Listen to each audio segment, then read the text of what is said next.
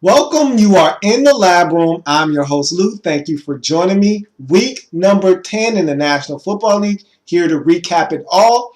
In this particular episode, here to break down the overtime thriller, I guess you could call it that, between the Baltimore Ravens, who were hosting the Cincinnati Bengals in a little bit of AFC North family business. So you look at this football game, and here's a golden opportunity for the Cincinnati Bengals to really make their mark in this division, to really stake their claim, to really separate themselves from the rest of this division. The Browns are off on a bye week. The Steelers have had their struggles. This Ravens team, they're reeling.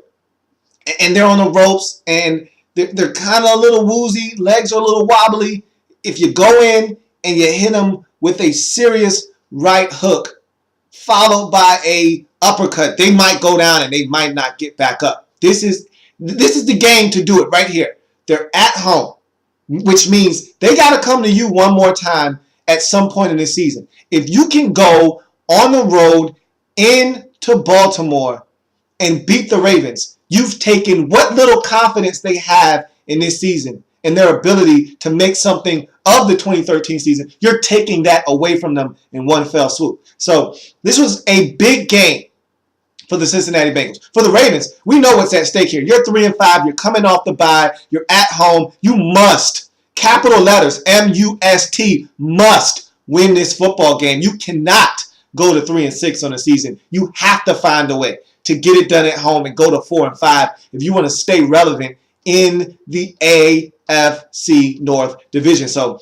I don't have to tell the Ravens and their faithful what was on the line in this game. They knew what was at stake. For Cincinnati, you're still playing with house money, but you're about to run out of that house money if you don't start winning games on the road. So let's get to the board and break down the Cincinnati Bengals at 6-3 traveling to Baltimore to take on the 3-5 Baltimore Ravens. So Cincinnati goes for it on 4th and 1 on a QB sneak and don't get it. Turnover on downs. And so I kind of knew where Marvin Lewis was coming from in this game. He wanted to send a statement early on. He wanted to set the tone in this game. Hey, we're coming out and we're not trying to play not to lose. We're trying to come and take your heart in this game. We're coming out and we're playing aggressive and we're looking to win this game. We don't want to back into a victory here. We don't want to just stay afloat in this game. We are looking to come out, be aggressive, and win this football game. We're looking to take this game from you, not have you give it to us. And so I understood the call here.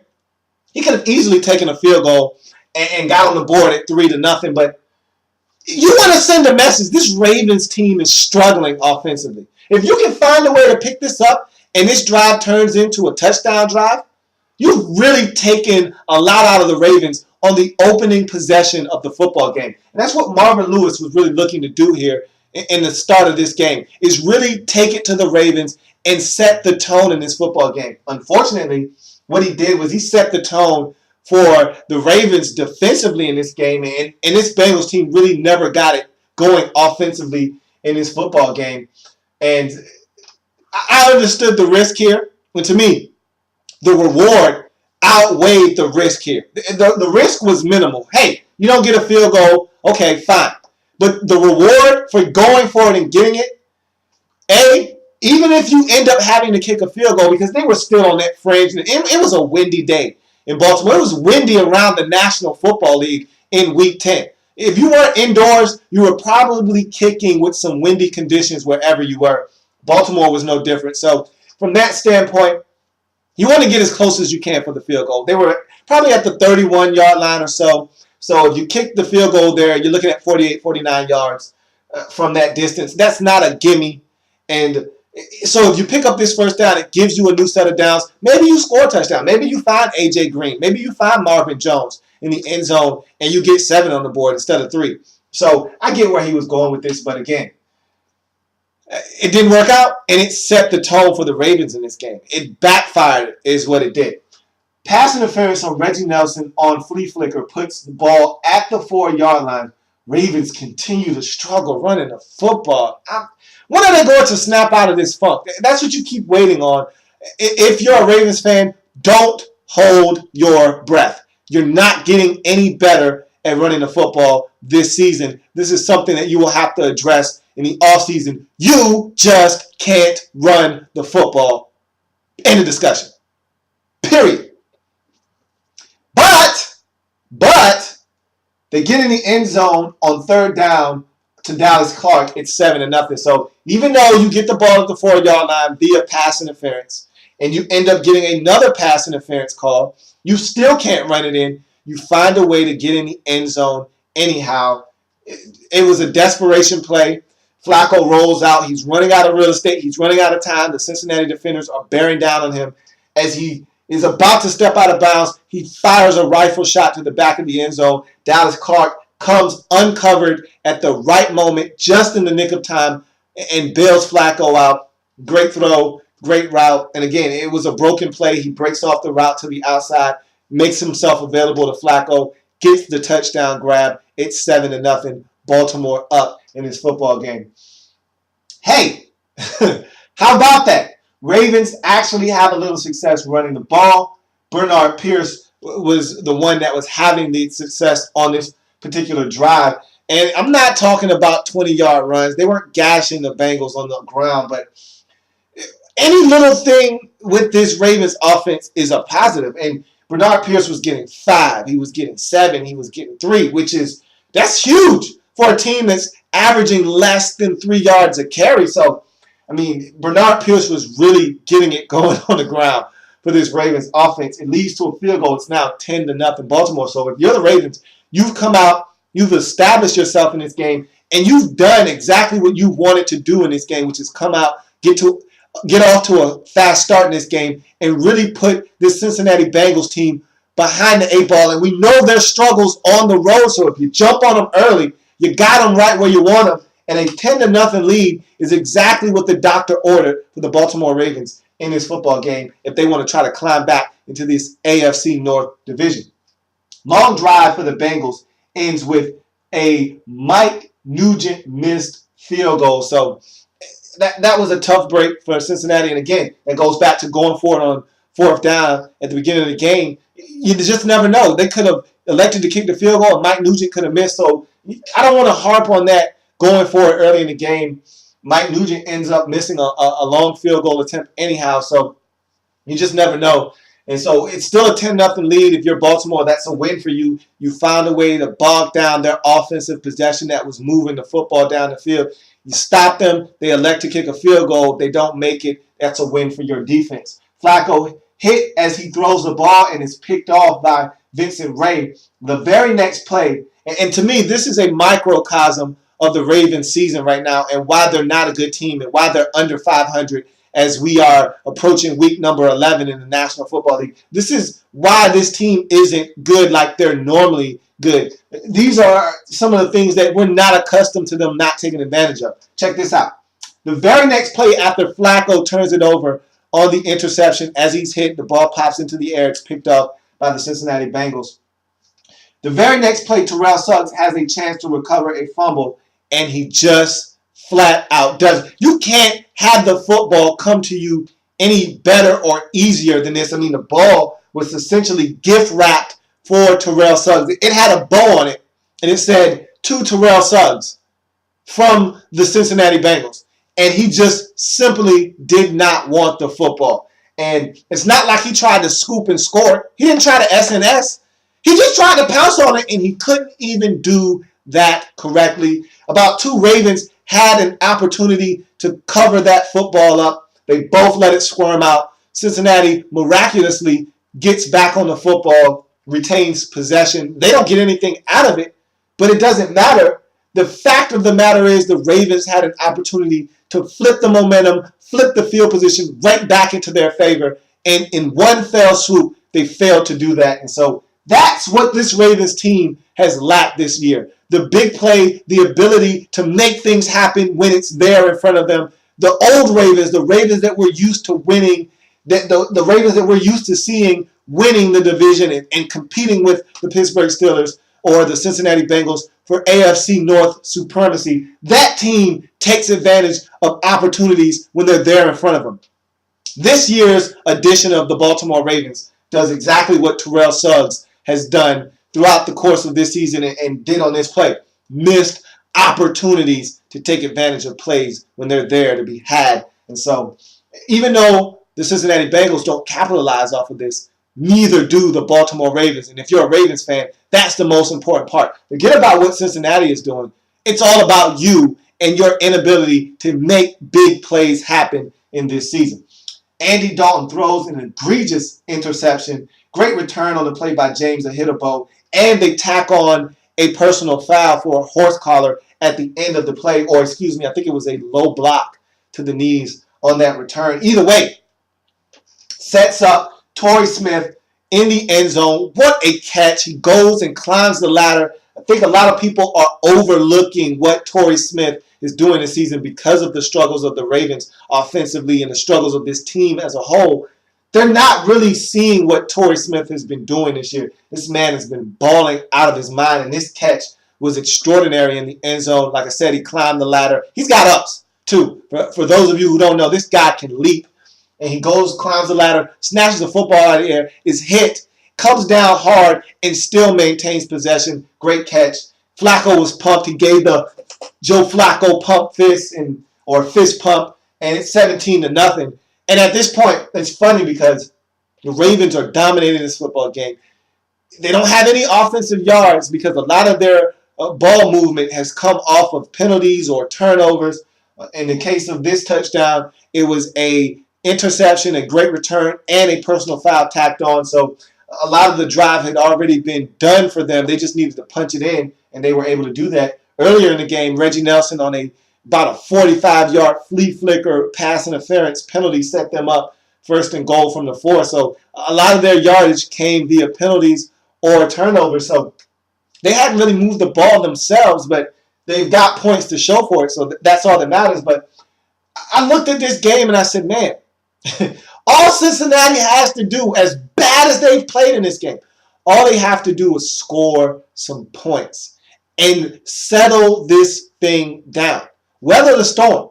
Right now, it's raining points for the Baltimore Ravens, but they're not generating these points on their own. They're generating these points with your help. If you stop helping them, if you turn off that faucet, because you are giving them all of their points. If you turn off that faucet and you don't give them any more points, you don't give them any more turnovers, you don't give them any more field position with mistakes and penalties. If you stop aiding and abetting this team in helping them score and you just score something, a field goal, a touchdown, a safety for that matter, anything, you'll settle this thing down, you'll weather the storm, and you'll be back in this game because the Ravens offensively have stunk it up in this game. And if not for their defense, and I said this, and I've said this at least 5 times this year. I've said this on numerous occasions. If the Ravens lose this season, and if the Ravens don't make it to the postseason, don't point the finger at the defense. It won't be because of this defense. It'll be because of this offense. This defense is better than it was a season ago when they won the Super Bowl. This offense has taken a ginormous step backwards. And that's going to be the problem if this team is unsuccessful in the 2013 season. And so this game, to me, was a microcosm of that because the defense, they were balling out of their mind in this game, yet the offense was only eating because the defense was putting the food on the table. And when the defense started to have some issues and the Cincinnati Bengals stopped helping them score points, the Ravens, the faucet was absolutely turned off. There wasn't even a drip coming out of that faucet, and the the Ravens got stuck on the number 17. So Cincinnati finally gets on the board, and this is what I was talking about. Weather the storm. Get some points. Stop making mistakes. Stop with the penalties. Stop aiding and abetting the Ravens, and you'll be back in this football game. Even though they were up 17-0, I did not think this game was over because I said, this Baltimore Ravens team is egregious right now on offense. They can't run. Flacco isn't pushing the ball down the field. They're not sustaining offense. They're not converting on third downs. They're doing nothing offensively but taking advantage of the mistakes that the Cincinnati Bengals are making. So if you quit with the mistakes and you start scoring points of your own, you'll be back in this game. So they get a field goal after a tremendous effort by Tyler Eifert. They throw about a 3-yard pass to him. He's being pushed by 2 Ravens. One pushes him. He doesn't go out of bounds. Another one comes and gives him a push. They think that'll be enough to get him out of bounds. It's not. He stays in bounds, tiptoes down the sideline for about a good 35-yard gain, sets the Cincinnati Bengals up in field goal range. They end up getting a field goal at 17-3. So it's a 2-score game now. And this is all you need to do is just find a way to chip away. Slowly but surely, you'll get back in this game because Baltimore isn't doing anything on their own merit. So Flacco picked off by Terrence Newman. Ravens' offense is anemic. And that's what I was speaking to right there. This inability of this offense to generate offense on their own. If you can just play some even kill football and start to move the ball and score points of your own, you're back in this game, Cincinnati. Leads to a 4th down read option conversion. Then a Gio Bernard screen for a touchdown. It's 17-10. Now it's getting dicey in Baltimore. Now they're starting to feel the pressure. And again, here's a Baltimore Ravens team that does not score a lot of points. And so 17 might have to be enough for them to win this game in Baltimore on Sunday in week number 10. Carlos Dunlap forces a fumble, and it's recovered by James Harrison at midfield, but Andy Dalton continues his miserable day with another interception, the second for James Ahitabo. And here's why I don't trust Cincinnati. Here's why I picked the Baltimore Ravens to win this game in my Pick'em Weekly. For this reason right here. I do not trust Cincinnati on the road. I just don't. This team is so Dr. Jekyll, Mr. Hyde. And it all starts with Andy Dalton. And this is the reason why everyone wants to talk about Andy Dalton. And he's directly tied to this team's success, believe it or not. And I'm pretty sure you already know that as a Cincinnati Bengals fan. You know that if you're a Baltimore Raven. If the Cincinnati Bengals are going to take that next step, Andy Dalton is going to have to take that next step. And the way that he played in this game, it's not going to happen because the Cincinnati Bengals aren't good enough to get home field advantage throughout the playoffs. They're going to have to go on the road at some point and beat somebody. Even if they win this division and they get a home playoff game and they're able to win, they're going to have to go on the road and beat a really good team. You don't get to play the Miami Dolphins on the road, even though you didn't beat them. You don't get to play them in the playoffs on the road. You don't get to play the Buffalo Bills on the road. You don't get to play a lackluster football team and get a win in the playoffs. Everybody's good. So if you can't beat quality opponents on the road, you're not going to go where you want to go in this season or the next for that matter if Andy Dalton can't take that next step. And this is another example of him not being able to take that next step. I know what he can do when this team is at home. I've seen that time and time again. I'm not looking for that anymore. I know what this Cincinnati Bengals team is at home. I'm looking for them to show up on the road. I've been talking about that all season long, and I thought they had turned the corner when they beat Buffalo in overtime. They went to Detroit. That's a good football team in the Detroit Lions, and they won on the road, and Andy Dalton was razor sharp. I thought they were turning the corner. And then they have the letdown in Miami, and they come back, and they have an even worse game in Baltimore. And again, it's family business. This is family, and yeah, the Ravens know you like the back of their hand. So I understand the dynamic there, but you still have to play good football. You still got to come out and execute. And the Cincinnati Bengals simply did not in this game. And a large reason why, Andy Dalton. So, Bengals get another chance. And they should have lost this game in regulation. This game should not have found its way to overtime. And the Cincinnati Bengals should not have been given a second opportunity and another chance at life in this game. But they do get another chance. And hallelujah, hallelujah, hallelujah, hallelujah, hallelujah. Somebody is living right in Cincinnati. Somebody's living right. I don't know if it's Marvin. I don't know if it's Andy Dalton. I don't know if it's AJ Green, but somebody's living right in Cincinnati because we see Hail Marys thrown all the time. And you've probably got about a 1 in 1,000 shot of completing one of those things. They're so rare. But every now and again, you get an opportunity. Everybody goes up in a pile for the football, and you know the rule. What do? Knock it down. But I will give the Raven defender in this instance, and I don't recall who it was. It might have been James Ahedebo. I don't remember exactly who it was, but in his defense, it's human nature. The ball comes flying at you. It's your physical reaction. There's nothing you can do about it. To just put your hands up and try to catch it. You know, the smart thing for him to have done there was one or two things. Either move out of the way and let the ball hit the ground or swat it down. But your initial reaction when the ball is coming straight at you and you really don't have time to react is to put your hands up. And that's exactly what he did. And unfortunately, him putting his hands up carried the ball into the air as he fell down, and the only person still on their feet at that time was one Adriel Jeremiah Green.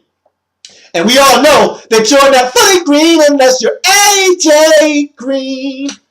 And you know what time it is. It's money time. AJ comes down with an easy gift wrap touchdown. It's 17-17 as time expires. We're going to overtime.